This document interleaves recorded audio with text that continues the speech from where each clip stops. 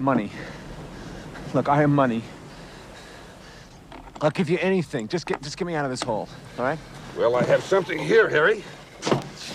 Take your mind off of it. Come on, Richard, please. It's showtime!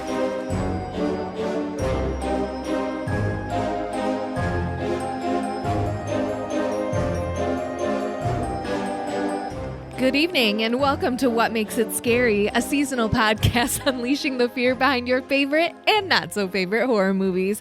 I'm your host, Jordy Vincent of Calaver Girl Effects Studios, and with me, as always, Alex Vincent of Mr. Red Productions. I love movies. Yeah, that was a good show. Did you ever watch that on, what is it, VH1? I love movies. What? Yeah. No, I have not. I don't know what that is. Oh, that's those 2 years I have on you. Okay, all right. You're bringing this up already? Already. I love movies, and you know what the problem with movies is? There's not enough of them in a movie. Here's what I want out of a movie. I want a movie that's 5 movies. Yeah, that's a good idea. Just packed into one. You know what? They kind of do that sometimes. Oh, you do know, they? when like, Valentine's Day and what is it, New Year's Eve? Love Actually. It takes 5 different stories and then at the end kind of rolls them all up of together. the Gary Marshall movies. Yes, of course. So they do make those. Okay, well, I'm talking about like it's a full start, finish, and beginning, middle, and no characters in between. Well, maybe a kind of overarching story, like some kind of thematic narrative or something going on. But no, I'm talking about an anthology film. Oh, an anthology. Now, I'm not talking about an antology film. What is this, an analogy for ants? An analogy for ants. Yes. I love it. Anyway, we watched one of these movies. Bits over. We watched the movie Creepshow. Yep, Creepshow. So I made a comment in the last episode, and I know how much you hate when I talk about past episodes on our show, that we were moving into the future. Yes, you done goofed. I thought we were going to 1985 to talk about a Stephen King anthology movie that starts with a C that came out in 1985. There is one of those. It's called Cat's Eye. That's what I was thinking of. Wow. But we're actually not talking about Cat's Eye today. No, we are talking about Creepshow. Yeah, which came out a year before 83, which the last 2 movies we talked about were in 83. And 82 is when this movie came out. Now, talk to me about Creepshow. Tell me about your history. I have none. Okay. I thought Creepshow was Tales from the Crypt. Okay. I thought they were interchangeable. Interesting. That's really funny. I had seen this movie as a teen, as a youth. I remembered especially the last story was a very defining the 5th story in this. It came up on the screen and you were just like, I'm not happy about this. I'm upset already.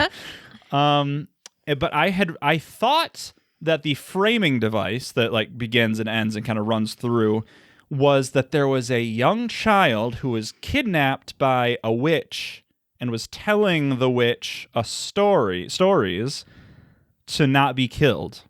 Oh, that's not at all what happens. Maybe that's Creepshow too. We didn't watch that. No, it's not. I looked it up. I found out that movie is Tales from the Dark Side. Oh, okay. Which was a 1990 movie. No affiliation with Stephen King. I do believe George Romero, director of this movie. I don't know if he directed it, but he was involved in some capacity. So he was there. Yeah, he was there. I was going deep into my, like, what was this movie that That's me with The Faculty. Yes. I, could not think of what it was called, but I was like, the Elijah Wood alien movie. Right. The janitors, the workers, something like that. Yeah. Right. So Cat's Eye is another anthology movie by Stephen King, based on Stephen King's short stories that we didn't watch for this. Here's what happened. Here's the true story. We watched our worst horror movies. We had to watch 8 terrible movies. Yes, I remember. Well, 6 terrible movies and 2 not terrible movies. And then we got done with that and we watched just one movie for 3 episodes in a row. And we were like, I can't go back to watching more than one movie. I'm so used to this. So we decided we're just going to stick with Creepshow. The first one, we didn't watch Creepshow 2. We didn't watch any of the TV series in preparation for because this. we don't watch TV, because this is a horror movie podcast. Yeah, although we kind of watched a TV show for this. If you think about it, it was kind of a secret show. What are you, the father from Father's Day? I don't know. Let's not get into the stories yet. Not yet. We're talking about these. Yes, this is a horror anthology based on the EC horror comic books of the 1950s. Yes, there was not one called Creepshow, but it was kind of based on that kind of oeuvre, that patina, if you will, that kind of just era of, everybody knows like these horror comics that are just, big in the 50s and whatnot. And this is really playing off that style, which explains kind of the campiness and the silliness. I like it, yeah. I like it too. But if you're not prepared for that, if you're just going in expecting like a Stephen King horror like 5 anthology, horror, like terrifying stories, you're not gonna get it. But you might be a little weirded out by what you see here, but knowing what you're going into, I think it's interesting. so yes, we do have to say it because this is the season of Stephen. We haven't even talked about Stephen King. That Stephen King wrote all of these vignettes. That's right. And Now, directed by George A. Romero. Right. Most notably for Night of the Living Dead, Dawn of the Dawn of Dead, the Dead. Yep. whatever that other one is, Day of the Dead. Day of the Dead, yep. Although that hasn't come out yet. So King at this time, let's talk about King. He wrote a book called You don't say. He wrote a book called Carrie. Yes. It was made into a movie. Yes. He wrote a book called Salem's Lot. He wrote a book called The Shining. Some other books happened. He had just, speaking of The Shining, came out in 1980. Not a huge success.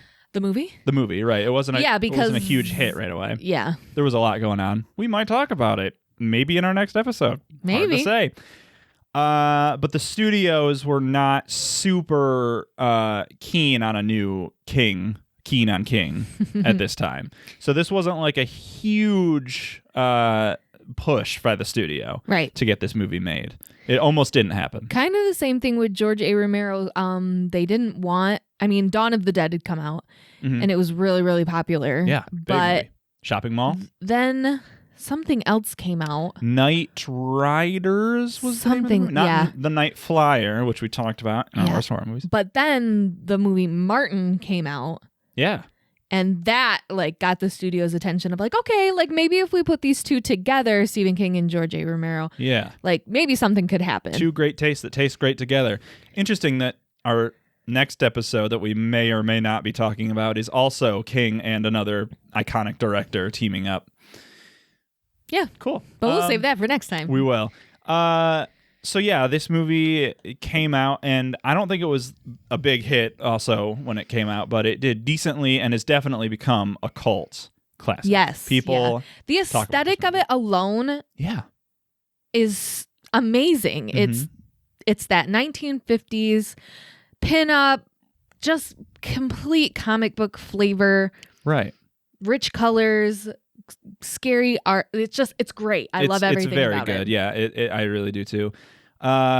And this movie kind of did spark a influx of anthology horror movies such as Cat's Eye, Tales from the Crypt, Tales from the Dark Side, Tales from the Hood. That's a leprechaun you're thinking of. No, there's some Tales from the Hood. Okay. Probably. Yeah, sure. There is. I don't know. I know there is. I'll take your word for it. I'm saying you're right. Not just Leprechaun in the Hood. Well, there was 2 of those. Yeah. So, yeah, I guess let's talk about it. Yeah. We got 5 stories going on. That's right. But before those start, we venture in on a family. Yes. Single child. Mm-hmm. Getting his comic book taken away. Yes, by his father, who is played, of course, by... I don't know his name. I just know what he's from. Right. What he's from is Season of the Witch. Halloween 3. 3, which some would say is the worst one. They're wrong. Halloween 6, The Curse of Michael Myers exists. Friggin' Halloween. Thank you. Don't you dare I wasn't say going it. to. You saw the R in my face and you were like, get out of here. Don't you dare besmirch Tom Resurrection. Atkins is his name. Okay. He plays a father. He's a dick. He's a dick of a father. With a capital D. That's right. Taking his kid's comic book away because it's rotting his brain, and how could you, now, this look is at that true. stuff? This is true. Horror is bad for you. Comic books are bad for you. Right. Anything that's fun, Bad for you. It's bad for you. you should be suffering all the time. That's why I want to talk to you about my new religion that I'm starting. It's called the Suffragettes. Oh my God. But no. So he is, that's kind of it's not really like a framing device. It is, but really all it is this comic book exists. Yes, it's in a universe. Throws it into the trash. Right. The comic book then opens up and we dive into it and we get these 5 stories out of it. Yeah, and we start it's so the short stories are just stories from the comic that we're just seeing played out. It's not like anyone's telling any stories or anything. It's just they're in the comic. Right. A little weak of a framing device, but it does its job. It works. Right. It's no kid telling a witch not to eat him. Damn straight. Story 1. Yes. Are you ready? I'm more than ready. Hey, this could be a Gary Marshall film. Father's Day. It's a holiday title. Like you could imagine. Yeah. Like you put the Taylors in doing a fun dance. Taylor Lautner, Taylor Swift. Oh, okay. And it's basically like the Taylors, the Tim Taylors. Yes, the Home Tim Taylors. Improvement? Sure. You know, at the time what else is he doing? Not much. I don't know. This movie's called Father's Day, and it stars Edward Harris. Yes, Ed to his friend. of stepmom fame. Sure. That's what I know him from. And honestly, that's like the only thing I know him from. This is interesting because you're such a lovely and wonderful person. Well, thank you. Yeah. Now what are you going to say? Just that there are some little things that just have escaped your just horizon and your sight line. Yeah. Which is interesting because Ed Harris shows up on the screen and I'm thinking, oh, that's Ed Harris. You know Ed Harris. And you're like, yeah, I know what he looks like. What's he in? Like, what do I know him from? I was like, I have no idea what you know him from. I know him from like Apollo 13 he's in, The Abyss, movies like that. Yeah. And then I'm like, what the hell would you know Ed Harris from? And then I looked it up and I was like, oh, Stepmom with Julia Roberts and Susan Sarandon. And I'm like, what the hell is Stepmom? It's only one of the greatest movies. It's a tearjerker for sure. Okay, well, maybe we should watch it then. We should. Not for what makes it scary, but I do recommend it for everybody. I like getting my tears jerked. But Ed Harris is in this. A young Ed Harris is in this. Ed Harris is married into a family of wasps. Yes, they're very say. wealthy. That's their whole thing. If they have like a gimmick, it's that they are rich. Yes, they have wealth. There's his wife, his wife's sister, and their mother. Yeah. I didn't really write any of their names down because it doesn't matter. No, these are hardly characters. Although I will say that Ed Harris, another thing that he does is smoke in this movie. Yeah. And he smokes with a cigarette and he lights it via a match that he flicks on with his hands. And this happens, I think, 4 times in this segment alone. And we're like, this is a King-ism. Yes. I don't know how this keeps showing up in all these King movies. Because Judd Crandall does it. Yep, a bunch of times. I know Paul of it. Sheldon does it in Misery. Sheldon. I feel like it happens like once a movie we see somebody flick a match on. Yeah. Which I don't think those are ever written into the book. So where are these ideas coming from? They just keep coming up. No, they're written in the book. Oh, okay. I mean, at least in Pet Sematary it was. Yeah. So we were laughing. We were howling, yes. if you will. Bow. Bow. So the mother character, her sister, Bedelia. Yes. I did write that one down. Good. Well, right, because they say it like 1,000 times. Right. I'm glad that you're so in tune with the relationships because I found this to be extremely confusing, and this kind of is a through line of all of these stories. Yeah. I'm so just anything we watch, really. You're just like, no, and who all is right. this? No. You did it in Maximum Overdrive. You're like, I don't know who this kid is. And I'm like, well, because he was the son of. It was confusing. But the third story in this, I'm also just confused about. Like, what's the relationship? I will get into that when we get to story 3. Please explain it all. So Bedelia. Yep. Kind of a nut. I don't usually like saying those terms, but she's a weirdo. She's not a weirdo. She is traumatized. Yeah, okay, that's true. And a little unstable. Yeah. So much she's an outsider in the family for sure. That the rumor is that she killed her father. Right. So the woman telling this story is The Bedelia's mom, sister. yeah. Right, and the mother of Ed Harris's wife, fiance, whatever. Yeah. So both of those women's father is the one. Okay. Yeah. So basically, the first half of this is the mother of Ed Harris's mother-in-law telling the story of what happened, which is basically on Father's Day. Yep. Their father had slowly gone crazy and was getting mean and dementia and all this stuff. And He was your classic cranky old rich man. Right. Just demanding. And Bedelia had volunteered to take care of him because she's kind of a spinster, doesn't have a husband. No, I take that back. She was dating someone.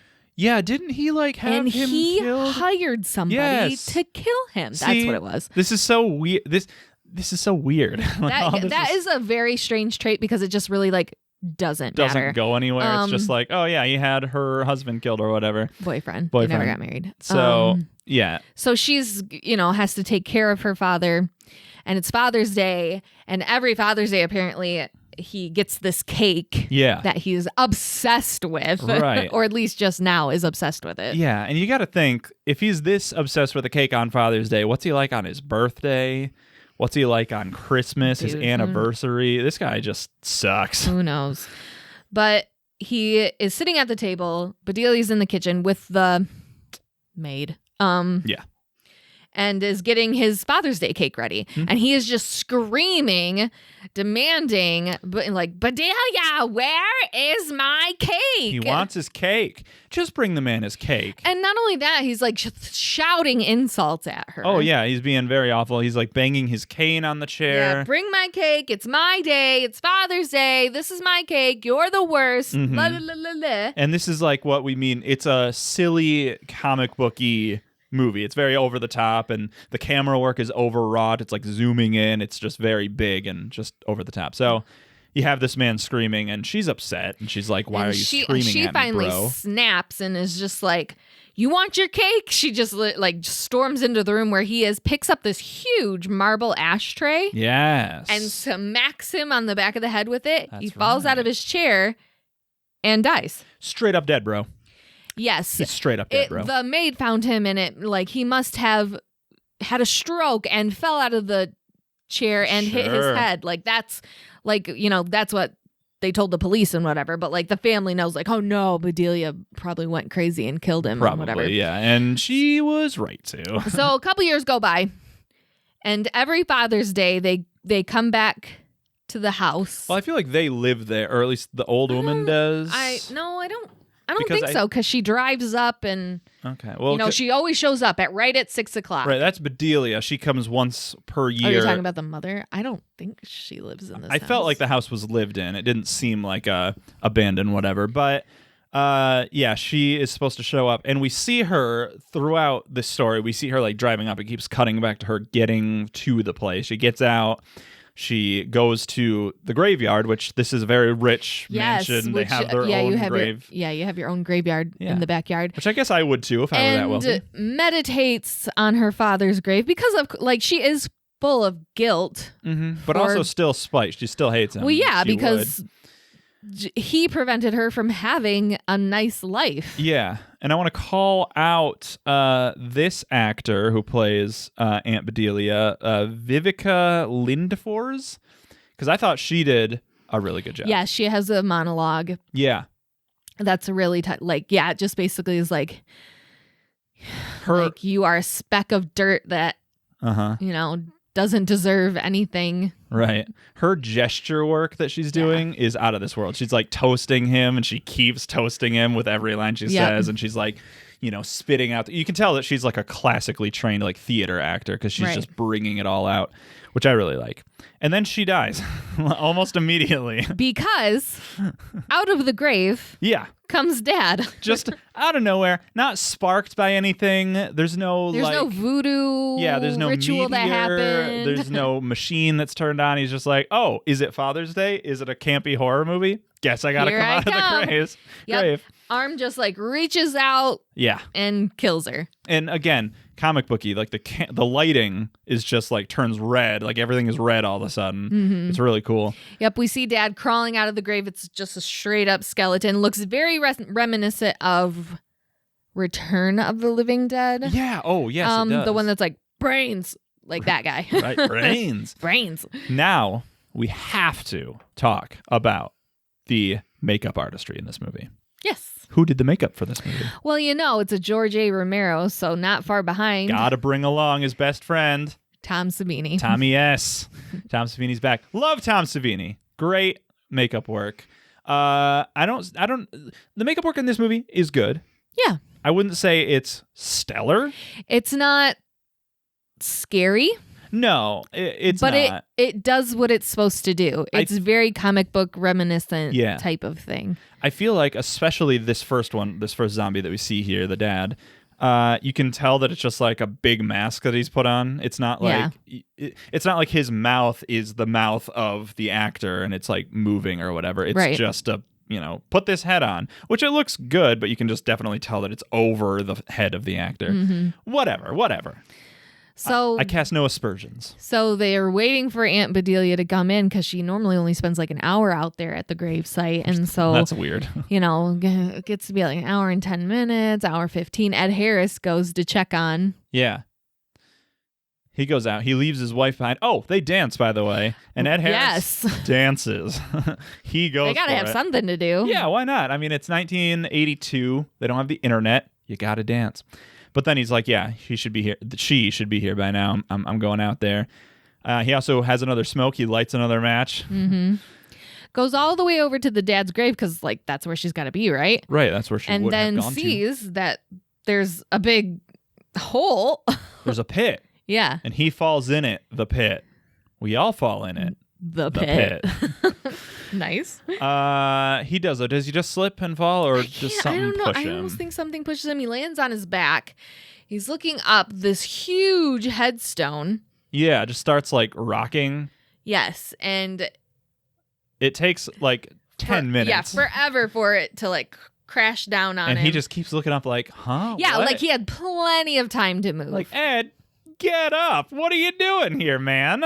You clearly see this thing is unstable, even if you don't think that there's a zombie coming for you, which, by the way, there is. Like, get out of the way. What are you doing? He also does see Bedelia's body, which like shows up. It's not animated. This isn't that kind of a zombie movie. But he gets crushed. Yes, and so now the zombie's headed to the house. Yep. Good pun. And basically kills everybody else. Yeah, I don't know what else. It's kind of just. I think it's just we see the other two, and they're like, "What's going to happen?" And then they step into. They just step into the other room, and then the zombie's there with the cake that he wants. Oh, because we hear him say, like, "I want my cake still." Yeah, I want my cake. It's Father's Day. Yep, it's Father's Day, and he presents to them the cake. It's Bedelia's head with like frosting. I don't think it's Bedelia's head. I think it's the mom's head. Oh, well, I thought the mom was. Maybe somebody else dies at some point. It doesn't. They really all matter. die. I mean, they all die. Yeah. So that's the story. It's literally a freeze frame on them freaking out because of this head that they're seeing. Yep. This is a very simple. I would say this is the simplest. Yes. Very simple. Good opener for sure. Yeah. It's just the classic. Just like something spooky happened. This would be like a great cold open for like a Doctor Who episode. Yeah. And then like the doctor would show up and be like, "Oh, I think there's a zombie, and I'll solve the problem. I'll prove it." Right. I'll prove it. So that's kind of what we have to start with. Then we see the thematic device, which is the wind is blowing, and the next comic book page opens. Yes. And story number 2, moving on, is the lonesome death of Jordy Verrill. Verrill. Yeah. Good job. Yes. Now we have seen Stephen King a couple of times throughout the series. Mostly cameos. Yeah, cameos. He was in Pet Sematary. He was in Thinner. He plays a lot of 5-second roles of like, oh, he was the preacher. Or he's the pharmacist or whatever. Right. Not anymore. Not so. He's like, you know what? No. Ow. That hurt. He's like, I am taking front and center stage. This is my time to shine. And he does. Shine he does. Because Stephen King plays our one and only character in this story. That's right. Jordy Verrill. Yes, I wrote down Stephen King as a farmer. Yeah. Because I didn't know it was Jordy when we first started watching Okay. it. Well, yeah, there's nobody else. And then I'm like, oh, because he starts talking to himself. Yeah, he does. And he So goes, Jordy, you've done it now. He's standing outside, overalls and all. Yep. And, this big green flash of light comes by. Boom. And his face is so funny throughout this entire skit. He's almost going full Lillard in this, but he just doesn't have what Lillard has. You know what I mean? I guess. He's missing that Lillard charm. I think he does a great job. Oh, he does a great job at what he's trying to do. I just don't like it. Yeah. He's like cross-eyed most of the time. He's very very wacky. Jordy is a very slow character. Well, he's an idiot is the thing. I think that's his define. I think that they're like, all right, so we need to characterize this character Jordy. He's an idiot. Yes. Okay, roll. Go. Start the cameras. But it's very, very campy and like very, very over the top. And I am here for it. Yeah, it's pretty wild. So this meteor crashes down on Jordy's farm. Mm-hmm. He makes the Stuff-esque decision to. Yeah, he's like, gotta touch it. He almost does eat it. He like puts his hand right on his face after touching this thing. Right, because it burnt him, and so like he's sucking on. He sucks on his finger. So yeah, it's full on the stuff. Yeah. And then he's like, oh my gosh, this is an asteroid meteor. Murderer meteor. He's like, I have to get it because I'm going to take it to the college and I'm going to get some money for it. Okay, let's cut to a hypothetical dream sequence where Jordy goes to visit the college and gives the professor this meteor. And he's like, how much money do you want? It's very wacky. Yeah, and the guy's like, I'd give you $200. Mm-hmm. And he's like, oh, that can pay off my whatever loan that he had. Yeah, I could pay off my mortgage or whatever. So he cools it. He's got to cool it off first so he can pick it up. Yeah, he pours water on it. Yep, he throws water and it cracks it. Damn it, Jordy. I know. Now it's broken. Now, like, what are you gonna get for it now? And now it's time to cut to a dream sequence of him going to the college. This guy is literally imagining people like making fun of him, which I guess, we all do that. It's sad. It is sad. It makes me very, very sad. Really? Did you cry at this? No. Okay. But I could have. You could have easily. But I knew it was Stephen King, so that made was it the okay. difference. Yeah. And, it's like, oh, well, what do you give me for this broken meteor? And he's like, 25 cents or whatever. Yeah. You couldn't pay me to take that thing off your hands. So not only does it now break, yeah, it's now oozing all this stuff from the inside, as Jordy calls it, meteor shit. Meteor shit. This might be the highlight of the movie for me, is him going, meteor shit. Yeah. That made me happier I also than I like care that. to He's admit. like, my meteor, my price. That's right. So yeah, he ends up just kind of putting this thing in the bucket, taking it back to his house, and he sets it outside, and he's like, oh, whatever, I'm just going to go in. So he goes in, he watches this super long fight on TV. Yeah. Remember They Live? Yeah, it's probably as long as that. Yeah. So he's continuously sucking on his fingers, and now he's noticing he's getting like some blisters, which you would get if you burnt yourself. Sure. Normal. He's sucking on them, which you just touched a meteor from outer space. Maybe don't, but what can you do? Goes to sleep.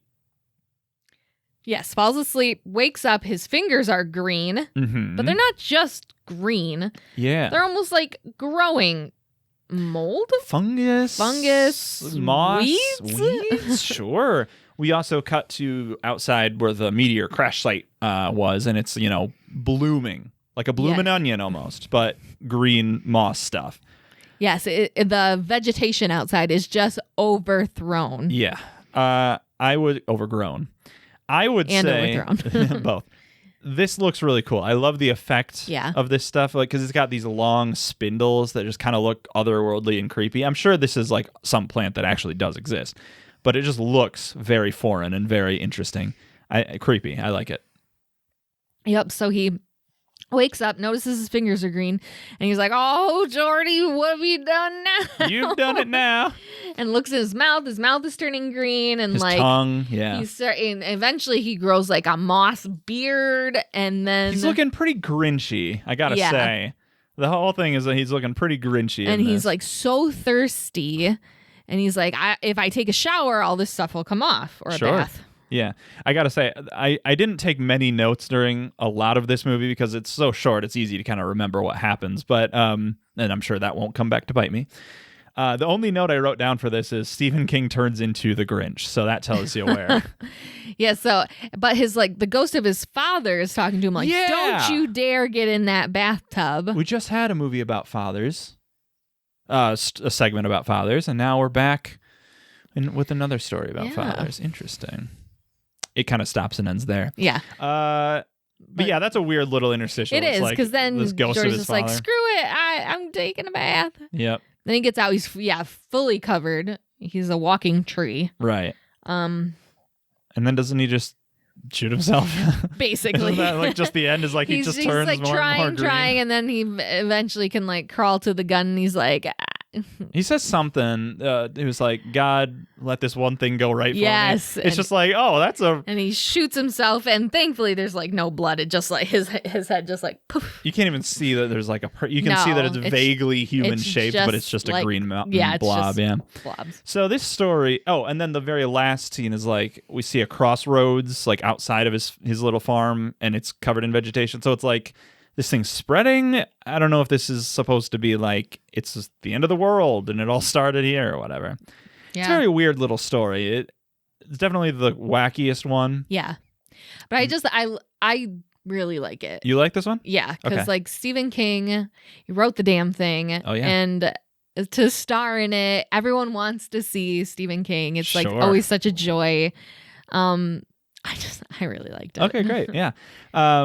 It feels it probably feels the saddest because it's just yeah, like, because it's the lonely. it's just death this of it's just this Jordy moron who something bad happens to. Yeah, and then all he he's trying to do is get some money to pay off his loan Yeah. and make something of himself. And Right. It's really sad. And all of the other stories, like excluding this one, feel like a tragedy in the classic Shakespearean sense of like characters bring about their own downfall because of some choice they made. Right, or some choice sin they made. Right. They brought it on themselves. This guy, I guess, does that because he's just an idiot, but that doesn't really feel that satisfying in Right. terms of like, oh, this great tragedy because he brought about his own. He was just like, oh, he just did something dumb and then died, and it just feels very sad to me. That's the second story. Yes. Story number 3. Story number 3. Something to tide you over. That's right. The first and third stories I did not remember at all when we were going to watch this. Yeah. I was like, I know the Stephen King I one. can't believe you wouldn't remember this third one. Yeah. Well, because it stars 2 huge names. Yeah, it stars Ted Danson and Leslie Nielsen. Right. 2 like incredible actors. Leslie Nielsen, traditionally, I think, at least at this time, known for his comedy. Airplane had come out. I don't know about The Naked Gun. I don't know if those had started yet. Not sure. I think they have. But he was, before he got into comedy, he was a dramatic actor. He was in the Poseidon Adventure, or the Poseidon, which is kind of like the proto Titanic movie where a ship sinks. He was in that. He did like serious work. And this, he's kind of like riding the line. Yes, it's like scary, but it's also like it's Leslie Nielsen. So Yeah, like, you and he's can't- doing his thing. He's doing his Leslie Nielsen thing. Yeah. But in a context of like something bad's happening, and something bad's happening. And I think the suspense is what really drives Yes, this. You're like, I agree. What is he planning? What's going on here? Mm-hmm. So tell me Let's about get this into story. it. Who are these characters? Okay. Ted Danson. Yes. Whatever his character's name Sure. is. Harry? John. Something? Yeah, either John or Harry or Yeah. whatever. Is having an affair with Leslie Nielsen's character's wife. Oh, really? Yeah. Oh my God. Okay. Here's what I thought was happening. Okay. I thought that Leslie Nielsen's daughter was married to Ted Danson. Ted Danson, and they were breaking up. And so his father-in-law was like, you're not allowed out of this family because like I keep what's mine, is what he says. But then I was very confused about why he goes after his daughter in that. Well, This no. makes a lot more sense. It's Although, his wife. how old is she then? I just think Leslie Nielsen went gray early, and so he That's looks true. older. He does. He's looked old for his entire life, unfortunately. Right. So that's what it is. Ted Danson's having an affair with Leslie Nielsen's wife. Ted Danson plays Harry, not Henry. Okay. Leslie Nielsen is Richard. Richard. So, Richard Okay. and Harry. Dick and Harry. Dick and Harry. Fun with Dick and Harry. And so Richard goes over and, confronts Harry. Yes. Like, I know you're having an affair with my wife. The very first line we have to go talk ahead, So go the ahead. very first line that Leslie Nielsen says, he knocks on the door. Ted Danson opens it up and says, "Oh, hey, Mr. Richard," or whatever. Or "What are you doing here, Mister?" And his very first line, Leslie Nielsen says, is, "Don't call me Mister." Which You and I both had us immediately rolling, yeah. turn to each other and are like, that's very funny. They had to have made that intentionally. Oh, I'm sure Yeah. he probably put it in there. It probably wasn't even in the script. He was Probably like, not. I'm doing it. Basically confronts him. You're having an affair with my wife. Right. And if you ever want to see her again, Yeah, you'll come with me. that's right. In a very threatening manner. Right. He's very clearly up to something, and he says he plays a tape. Oh, a recording of her, Right. and she's like, "Harry, help!" Yeah, I'm trapped. I need your and help she's or like whatever. wailing. Yeah. So he knows that something's up, but he doesn't know what. He doesn't know what he's planning. So he goes with him. And this whole time, Leslie Nielsen is he's charming. He's being goofy, but again, with this way of something's going on, which I think is really fun. They end up driving out to this beach. Yes, a very secluded beach. Mhm. Only It's are we here to build sandcastles? No. Are we here to go swimming? Kinda. maybe. If you think about it. Yeah, so what is so he do? it's an island. Only Leslie Nielsen lives on this island. Richard. And he is rich, by the way, because he has to be. Right. That's another through line through this movie. Except for Jordy, we have wasps. We have wealthy people. Yes. And so they walk out towards the edge of the water, Mm-hmm. and there's this big hole. Yep. And a shovel. And Harry turns around and is like, "Okay, well, where is Rebecca?" I think is her name. I think so, yeah. He's like, "You'll see her again. I promise. Yeah, You'll very see her soon, again. right. But you have to get in this hole and bury yourself up to your neck." Becky. Rebecca. Yeah, yeah. Becky. Okay. And he's like, "I'm not doing that." And basically, Richard has a gun and is Yep. like, "You're going in there. I'm either going to shoot you And you'll or fall in, or you'll jump in, go yeah. in there." Um, At that point, if I had known what would happen, I would just say, "Shoot me." probably. That's a very Jody thing to do. Sure. I feel like if you could choose which way to die, probably getting shot is the lesser of the two awfulnesses So he here. does get in the hole, gets buried up to his neck. Mm-hmm. And then Richard brings out this huge television set. Yeah, he's got all this audiovisual equipment, which is very funny to think that he's a tech whiz. And Harry's also being recorded on a separate camera. Yep. And on the TV screen is Becky.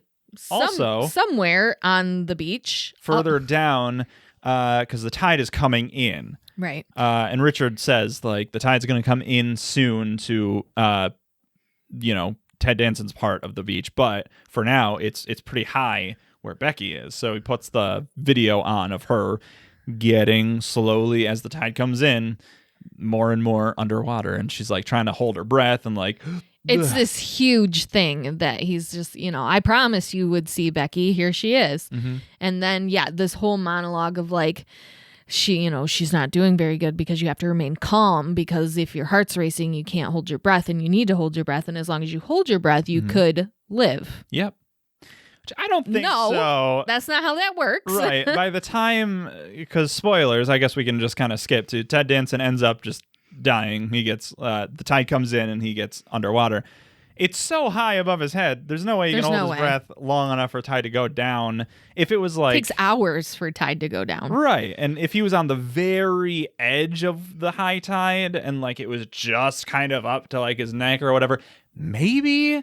But no, he's full on underwater. There's no chance of getting out of here. Maybe he's just toying with him and saying, So guess what? So Richard goes back to his house. He has all of these monitors. He's got a hidden thing that goes up and he can see all this stuff. I want this. I'm building this in our house. I haven't told you that. Okay. Probably not gonna drown anyone in the beach, but I can't promise But I don't want to that. rule it out. Yeah. I'm not taking that off the table. So he is like, haha, I got away with it. And I'm, tomorrow I'll find the bodies and make sure that they're gone. And he goes out there and they're like, oh, well, they must have gotten washed away because I can't find them. Right. Packs up all his equipment, goes back home. He's like, another job well done. Yep. Good job, Leslie Now he's Nielsen. like, now I'm going to take a shower. Yep. He gets ready, goes in there, and we start to hear like squish, squish, squish. Yeah.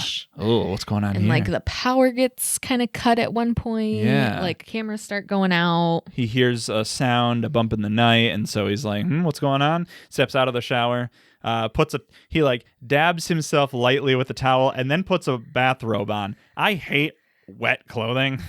This would drive me nuts. But a bathrobe is meant to get wet. I don't ever like wear a bathrobe. I have a robe that I use to keep warm.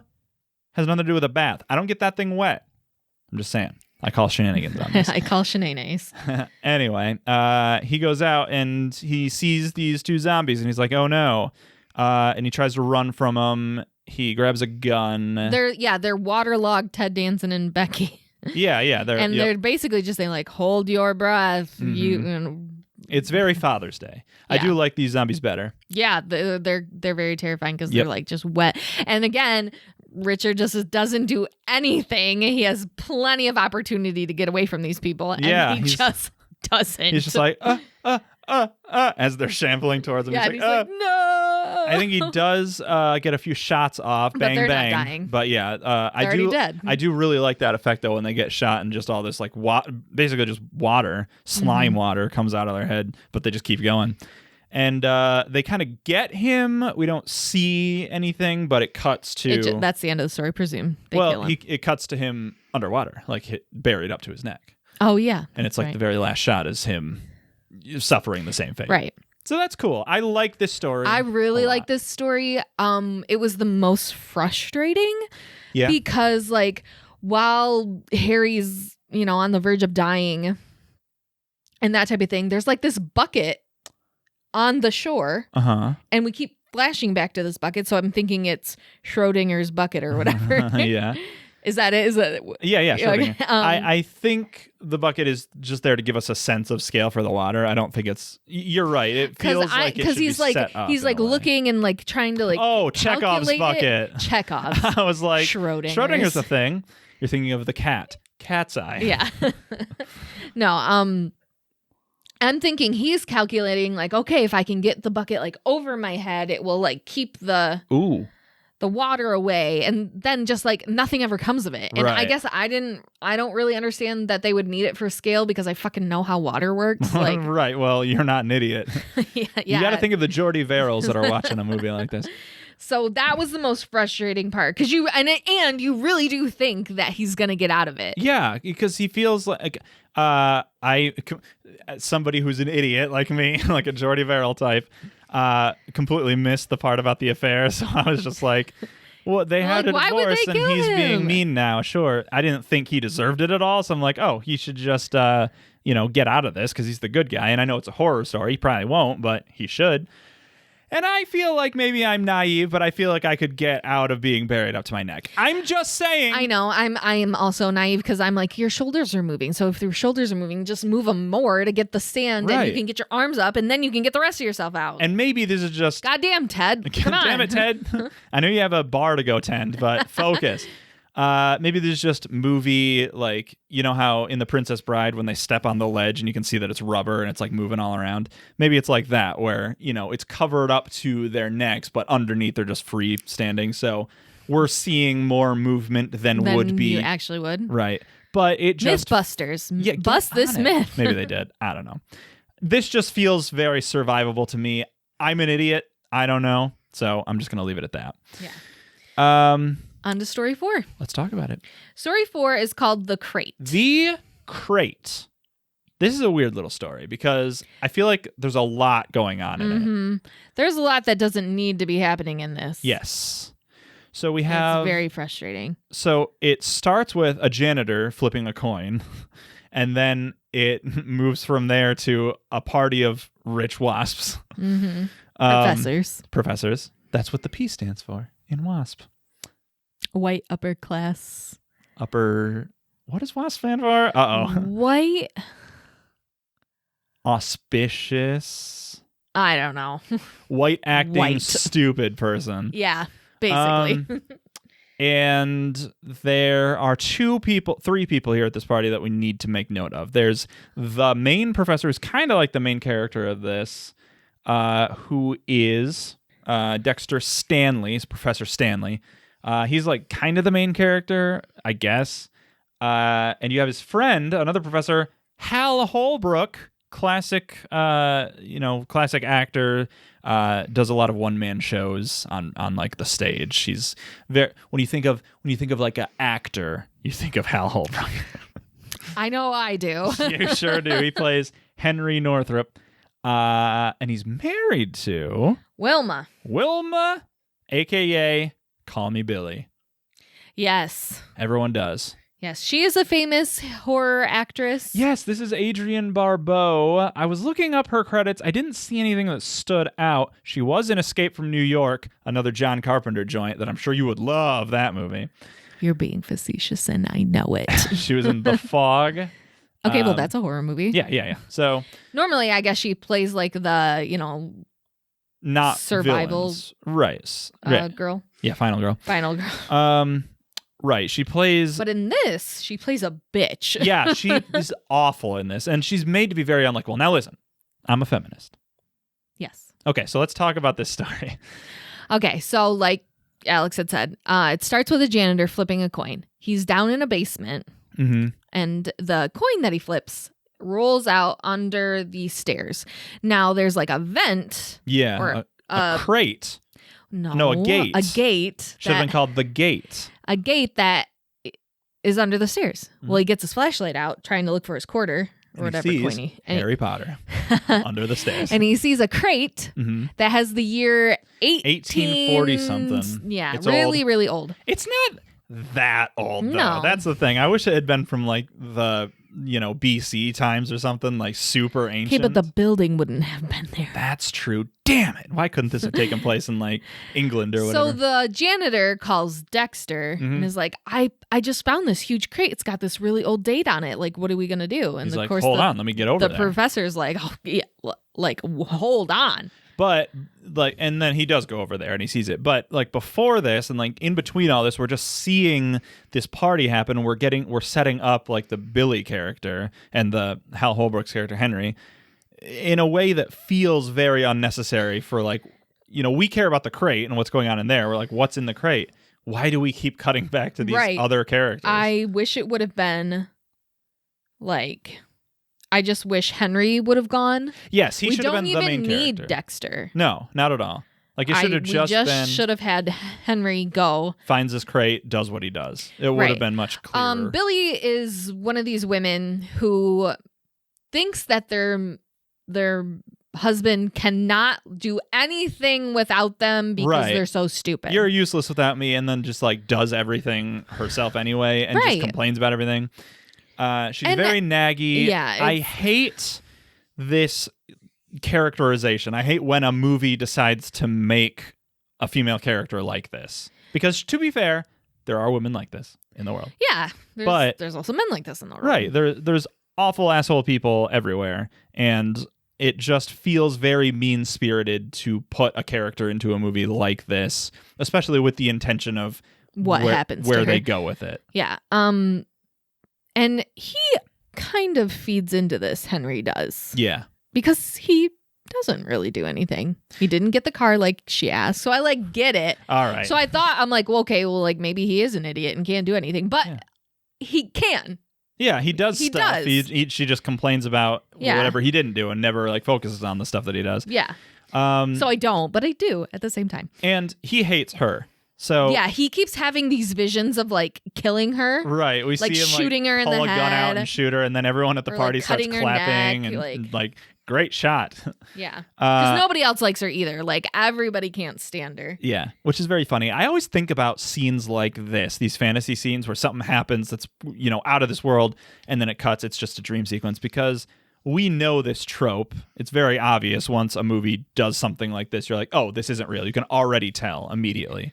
I just wonder what it would be like to watch a movie like this for the first time in the cinema and not see that coming. Or was it already a trope at this time? It was probably already a trope. Probably. I don't know. So that's being set up. Yep. Meanwhile, in the basement, yep, Dexter and the janitor open the crate, mm-hmm. or they get the crate, they take it into the office. Mm-hmm. Put it up on a table. Yep. Get it open. And they hear this like movement, rustling. Yeah, something's in there. Something's in that crate. And Dexter's like, okay, well, like, if something's moving in there, like, we can't just like open it, because then whatever it is will get out. But they're like, the janitor's there can't be anything in there. This thing is from 1840, right, the whatever. janitor's just like, oh, well, I see something in there, and he like reaches his hand in there to grab an idiot. Yeah, and we see these two huge yellow eyes. Yeah, I thought it was like a wolf's eyes. Ooh. It kind of just grabs his arm and tears it off. Yeah. The crate gets knocked over. I love this shot, the way it's set up. Because the crate is on its side, still on the table, and the janitor is like being held up by it and gets eaten up into the crate, and like all this blood comes pouring down. Yeah. I think that's a very cool shot. It's very, very cool. Do we see any like more of this creature at this point? Not at this point, because... Well, Dexter runs away. He runs away, and then he's like... Shit. Charles is here, which is like another intern of He's just his. a student, I guess. Yeah. Like just this random character runs into him and is like, "There's a monster. We gotta." And Charles is like, "Okay, well, like, first of all, you're obviously crazy, right? Obviously. Again, this is another scene where it's just so much time is devoted to this character. And it just doesn't fucking matter, right? Yeah. And it's all to the end of, I'm gonna go check it out. Yeah. You wait here. The box has made it back under the stairs. Yes. This creature, I love that this creature wants... It just like, it takes his box back. Yeah, he just wants to go back under the stairs and be in his crate. That's all he wants. And Charles sees like, oh, there's all this blood, so something has happened. Yeah. Either Dexter has killed somebody, or there is this creature in here. Yeah, whatever it is. Goes to check it out and looks in the crate. There's nothing in the crate, but behind it is this, it's like Bigfoot. Yeah, I was going to say, it looks like a Yeti. It looks like an abominable Yeti. Yeah, it looks like Bigfoot's got razor sharp teeth. That's right. Yeah, gorilla-esque, but very, very humanoid. Just monster. Yeah, and just it's a beast. Obliterates this intern. That's right. Yeah, so then Dexter's like, okay, I'm not crazy. You know who the only person that will help me out at a time like this? Hal Holbrook. is Henry. Is Henry, his friend. By the way, something that interested me is how old Hal Holbrook looks in this movie and how not old his wife is. So I had to look this up. Mm-hmm. Hal Holbrook in this movie, at the time this movie came out, 57 years old. His wife, Adrienne Barbeau, 37. There is a 20-year. Yeah, we've talked about that before. Age That's just before. what it is. Sometimes that's just how it is. Anyway, so he tells Hal Holbrook, Dexter tells Henry everything. He's like, listen. Yep, this monster, is what happened. I don't know what to do. People are dying. And Henry's like, oh, I know exactly what to do. I'm going to drug you. Which he does. And knock you out. And I'm going to leave this long note to my wife who was out at bingo or whatever. Right. And this back. Note, this story that he comes funny. up with is so weird. It's like... Dexter was involved. Wilma. Yeah. Dearest Wilma. Dear Wilma. AKA Call Me Billy. Please come to the college. As you know, Dexter loves to have relations with his students. Yeah. Ooh, scandalous. And something has happened. He wouldn't tell me what, but I know that we need your help. Right. Like just making it super gossipy, so she like falls into this trap. she loves a good scandal, not the TV show Scandal. And she's reading this note while she pours a glass of milk. She's doing something weird. Oh, she like makes milk, and then I think she pours like vodka Coke or something in it. Vodka in it. It's so weird. It was very strange. And then she does, because she then takes this drink. She drives with her to the college. To the college. She gets out of the car and she still has it, which is so funny to me. And she goes all the way down there. Meanwhile, Henry has cleaned up all the blood. Everything, has made sure everything is good. Yeah, 20 minutes of this movie are devoted to Henry cleaning this college up. Yeah. Wilma gets down there and is like, Henry, like, where's the girl? You can't do anything right, Henry. And he's like, the girl's under the stairs, and I just know if you go talk to her, she'll come out. And again, it's like an hour long of him just trying to convince her to go to the in stairs. there. Eventually she does, and she's like, what, there's nothing here. And she goes like to the crate, and she's like, there's still nothing here. What's going on? And he basically like shoves her in there. Right. Hoping that whatever is in there is actually in there. Yeah. And it is. Eventually, yeah. Yeah. It shows up. It kills her. And kills her, right. But he's not set with that. No. Now, I would have just chained it and put the gate back up there. Yeah, sure. Just go home. Whatever. Yeah. No harm, no foul. No, he chains it. Oh, puts yeah. the trunk in his trunk of his Right. car. Yeah. And drives out to the lake Mm-hmm. and throws the thing into the lake. Yes. Cool. Goes home, tells Dexter everything that he did. Right. And Dexter's like, well, what if it gets out? Oh, yeah. And he's like oh, it won't. don't worry, it won't. If you had Meanwhile- seen the way I chained it up, you would know. Yeah, the chains are so loose that the monster can like stick his hands like Yeah, out you of can it. see him like He's like, reaching out. I'm like, "Help I'm not super convinced that if you saw the way you chained it up, you would be convinced that it would not. That's how it ends? I think It's presumed that like the thing got out of the box. Yeah, I think it ends with it underwater, and it could be presumed. I like to think that it met up with Leslie Nielsen and the two teamed up. And I think Creepshow 2, which we didn't watch, is like a mashup of all the Father's Day Dad is there, Jordy Verrill Mossman is there, Leslie Nielsen, The Gate, and a cockroach. Speaking of cockroaches, Hey, we'll I go guess to, we have to, we'll go to don't story we? 5. I hate Story 5. They're creeping up on you. They sure are. Now, when I say I hate this, I don't think it's bad. No, the content is what you don't like. I hate a bug. All right? You are very non-bug. There are 3 things I hate in this world. No, there's like 4 now. Twins, a bug, many, many, many bugs. What did we even say last week? Who can even remember? But all I remember is twins and now bugs. So I hate bugs. I hate cockroaches. I am so goddamn thankful that we live in a place that doesn't have Dude, when cockroaches. we were on our honeymoon, Ugh. the first night we were there, Yeah. we were at fucking Disneyland. Yeah, the happiest place on earth. One of the happiest places on earth. You would think. Yeah, and we are at our resort. It was like a tiki bar. yeah, kinda we're themed. sitting outside, and like Alex's back is to a tree, Uh-huh. and like I just like see this huge bug Ugh. like crawling down the tree, and I'm just like like agape. Yeah.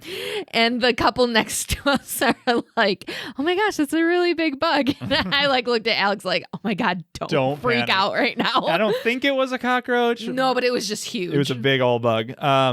So I was very thankful I didn't see that. I'm very unthankful that I did see the many, many bugs that are in this segment. Yes. So we have... Okay, so this character, this guy who's in this movie is named Upson Pratt, which is a great name. Yes. I'm going to change my name to Upson Pratt. I'm basically going to be this guy. You are this guy. Yeah, I am this guy. He's played by E.G. Marshall, who, looking at his filmography, 12 Angry Men, Oh, yeah. Juror number 4, ever heard of it? Mm-hmm. He's in that. He's in another movie. What the hell happened to my phone, and why is IMDb playing an ad for me? National Lampoon's Christmas.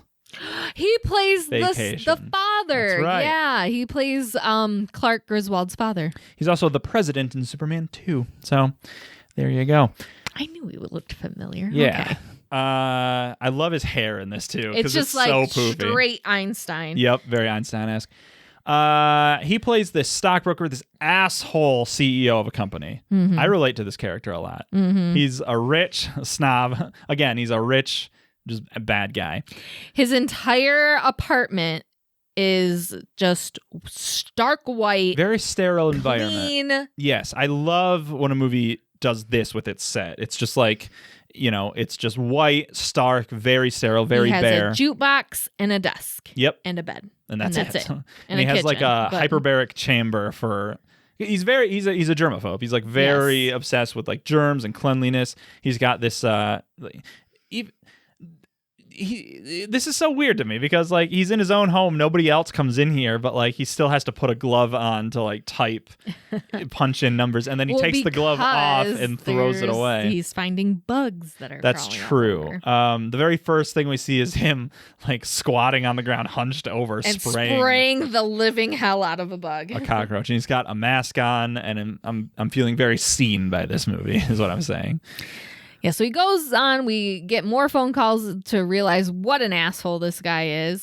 Yeah. He's basically like convinced one of his employees to kill himself. Yeah, not directly like convinced him, but this guy killed himself because of him. His wife calls him, and he's just like, I guess you just couldn't hack it.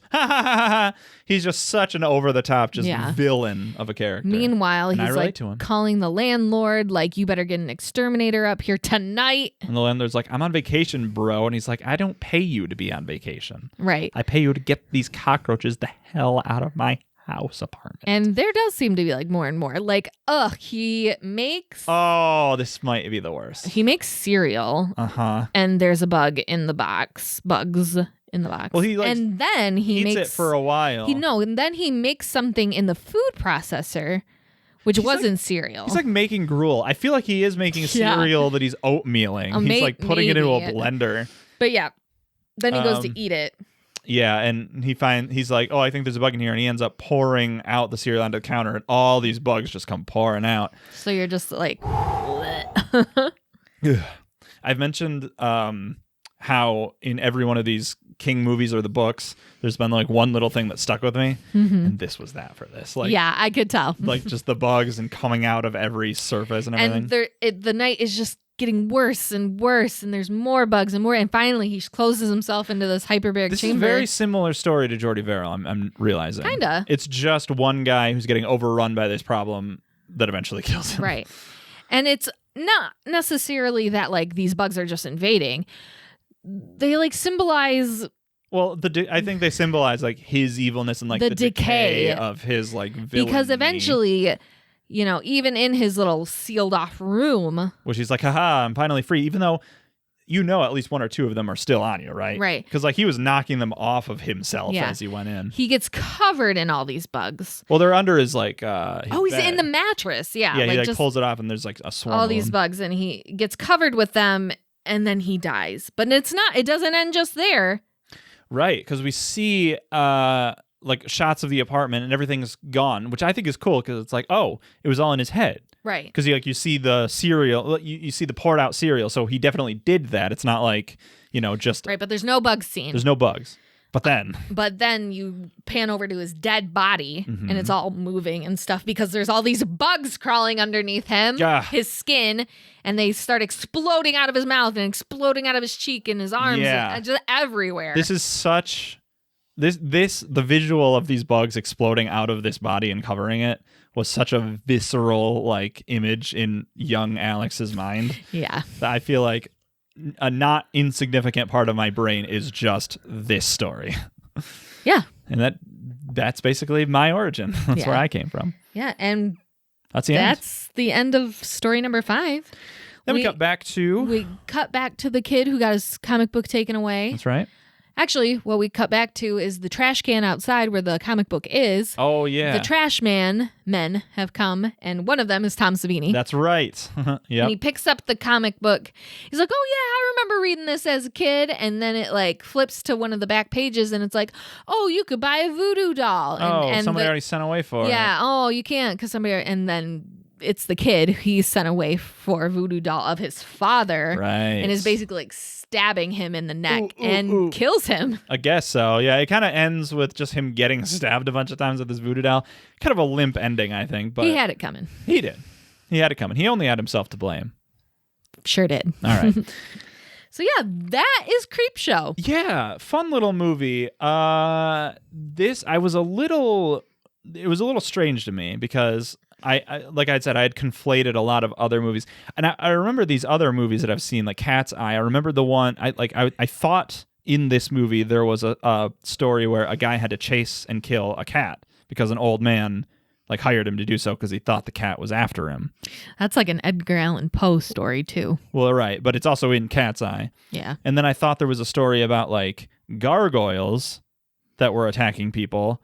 And that's also in Cat's Eye. So basically, we just should have watched Cat's Eye. Cat's Eye. Creepshow, iconic. So we needed to have it in the season.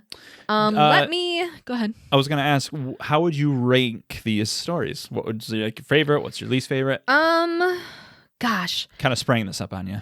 I have it written down that's what I was going to ask you. Oh. I wasn't going to rank them all, but I don't know. I can't pick between 2 and 3 which one is my favorite. Mm-hmm. I really like the Jordy one, and I really like Something to Tide You Over. All right. I guess I'll pick The Lonesome Death of Jordy Verrill. Okay, good. As my number 1. Interesting. Something to Tide You Over is number 2. Mm-hmm. Father's Day is number 3. They're Creeping Up on You number 4, and The Crate number 5. Interesting. Okay. I think I would say Something to Tide You Over is number 1. I think that's the best one. I think just the performances are great. Yes. I would say Creeping Up on You is second, just for how much it scares you. The Crate is third. Ugh. I have issues with it, but I think Father's Day, which is number 4 for me, is kind of a boring story, and I almost don't like the Jordy Verrill. Oh, I like it so much. I get why. It just doesn't do for me what it does. But this is like a fun thing. Like yours and my list are almost completely opposite. Yeah, almost. But we both put Something to Tide You Over is pretty high up there. Well, because it's really good. It's a great story. But again, everybody watching this, it's 5 different stories. You're gonna pick something out of it you like. I'm sure there's someone out there who sees Father's Day and is like, "This is the best. This is it, man. This is so good," but it just wasn't for me. And Jordy Verrill has a lot of charm to it. I see why people would like it, but just to me, it just reminds me of like those really old radio programs where they're taught like, and it happened on Mars and all this other stuff. Yeah, just really, really. The theremin should be out strong for this one. Yep. So yeah, Cool. I think the Crate has a lot of bullshit in it. It could have been trim, and been a super good story. Yeah, I think just make Dexter. Or just combine those 2 characters, have it just be he finds out about this beast and he sicks kills his wife on it for him. And make him more of a jerk and her less of... Right, because you shouldn't kill people. And so you shouldn't kill people. We shouldn't be idolizing people who kill people, even though those people might deserve had it coming or whatever. Yeah. I don't like to cheer for people's deaths in a story or a movie unless they are clearly the villain. Right. And it's very morally gray, this story. Yeah. So it's just weird. I don't know. Yeah, I really liked it. Yeah. Never seen it before. Mm-hmm. Glad we talked about it. Yeah. What makes it scary? We should have done this for each one. It's a bunch of different things. Yeah. Invasions, like something taking over that you can't stop. That's, Jordy Verrill. That's something creeping up on you. Somebody killing you is bad. Yeah, just like thinking you can get out and just not. Right. And I think that's why Leslie Nielsen is giving him so much hope and being like, all you have to hold do your is breath hold and your you can breath. get out. He won't. Or like, all you have to do is get in this hole and you'll see Becky again. Yep. Zombies are scary. We talked a lot about zombies in the past. So the Crate. Watching this old stuff. Yeah, old stuff is so scary. Wives are scary. No, watching this at a young age, you could definitely have some deep-rooted fears. Yeah, you could. Coming from hypothetically. We haven't. Well, I did. Well, you did, but I did not. But maybe I will. This was a fun one. Yeah. Now we're winding down here, people. We only have 2 weeks left. Yep, 2 episodes left. Oh, I'm so excited. Sorry, for the next episode. I'm excited for all the episodes, but I'm excited. I'm very excited for these last 2 episodes. Yep. Next episode we're talking about. Yeah, I teased it. You did. The Shannon. The Shannon. We are talking about Stanley Kubrick's The Shining. That's right. Based off of Stephen King's novel. The Shining. And we will also be watching Dr. Sleep. Yep, which is a sequel, which I think a lot of people didn't know that. I did not know I didn't know that. Like the book, I did not know the book was a sequel to The Shining until I didn't know. going into this season. So exciting stuff. So that's what we'll be talking about next week. Tweet at us your favorite story from Creepshow, Creepshow 2, the TV. Cat's Eye, Tales from the Dark Side, Any of that Crypt, shit. Any of that shit. Just tweet at us. You can tweet at me personally at CleverGirl, the letter F and the letter X. You can tweet at me at Mr. spelled out the long way, Red Plays at Mr. Red Plays. You can also tweet the show at Makes It Scary. Do it. All right. Well, we'll see you next week. And where is my cake?